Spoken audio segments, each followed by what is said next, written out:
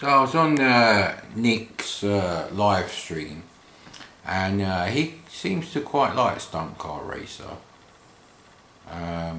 Probably he would have had it on the Amiga. I don't think he had a C60. In fact, I'm pretty certain of that. Now, the problem with any kind of 3D game on the C64 is, you know, the update rates are not going to be great. The more sophisticated you make the graphics, the slower they're going to be. On top of the fact that it's a 1 MHz CPU, which is like a 2 MHz Z80, the C64 bitmap layout is really not correct.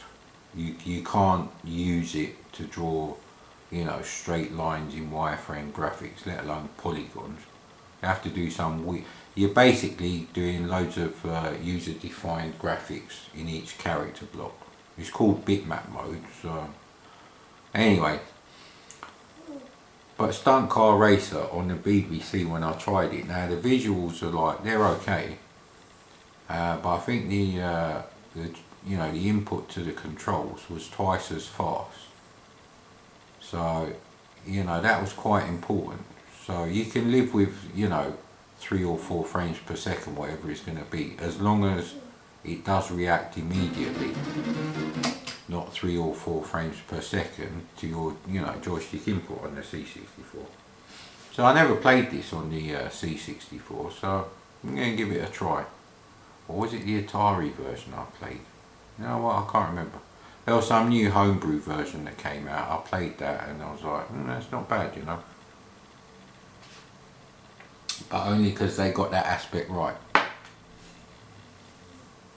It's quite a nice picture, actually. It's not bad.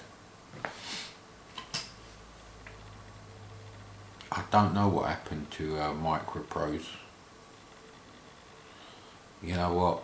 I knew Microprose before I knew Microsoft. I didn't even know C64 had Microsoft Basic. From the pet. No royalties for you, Mr. Billy Boy Gates. You know what? If there's unlimited damage, do you want to have endless boost? No. Yes, that's what I want. Crashes are very much faster. Yes, because that's annoying. No, they can win a race. No, we won't do that either. Joystick port 2, lovely. Now, famously, I had this on the ST and Amiga.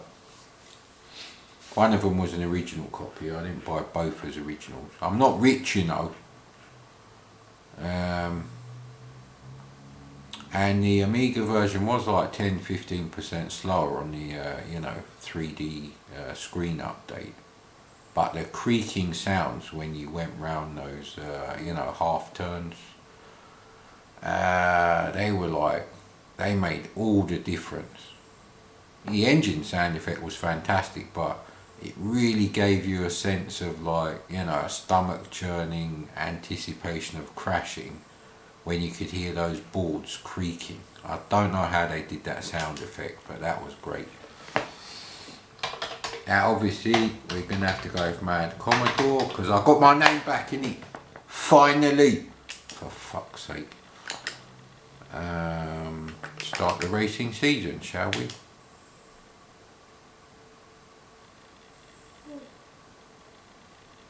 Jumping Jack. It's a great game on the C64 by Livewire Software. Race 3 of 6. What is this? Oh man. So we have to play something else now. Steer to rotate. View or fire to continue.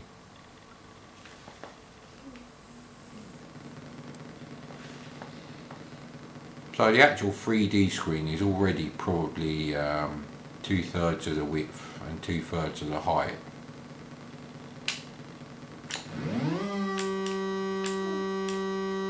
Come on in.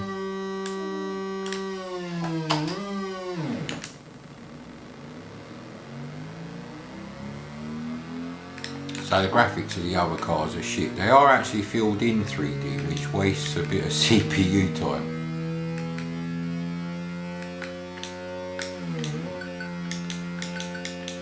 Yeah, someone playing on a xylophone for the effect of the creaking boards. Not really working for me. I know the C64 could do better than that.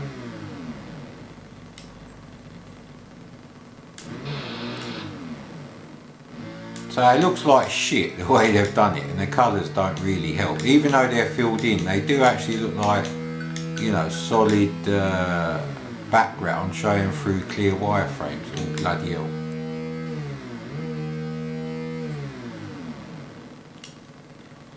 I think we messed that one up a bit. Actually, I think the beep noises are when you take damage to your chassis, which was another great noise on the Amiga.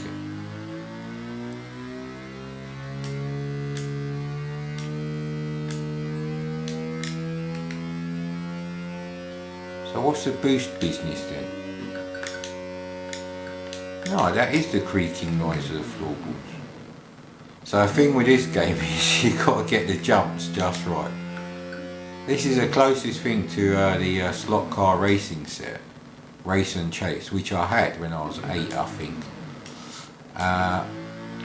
As a 8-bit computer game, or even 16-bit, because of the jumps. Really, that does make all the difference. It's not quite the same game, because that was like a drawbridge you could flip over. So I don't know what the damage situation is, because obviously we got the trainer on for that, but that's the only thing we got the trainer on for. Oh, and the crashes happen quicker. Yeah, much better. The engine noise is alright.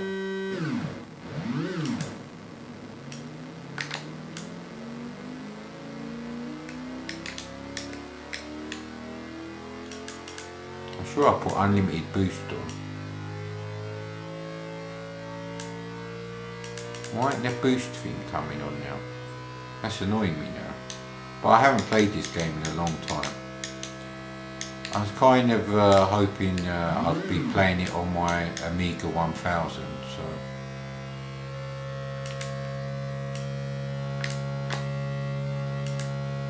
so for some reason the unlimited boost cheat doesn't seem to be working at the moment.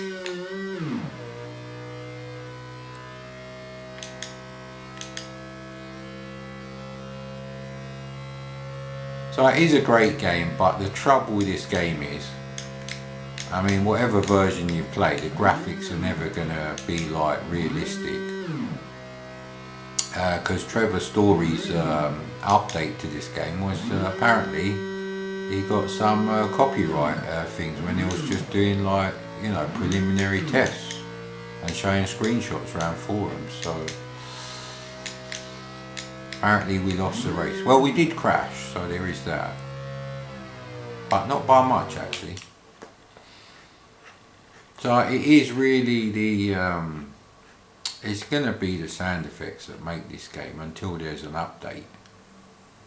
And even then, even if you update the graphics, you'd have to be playing it on like a 15-foot bloody projected screen, probably with headphones as well, and using a steering wheel, and have hydraulic, seat controls.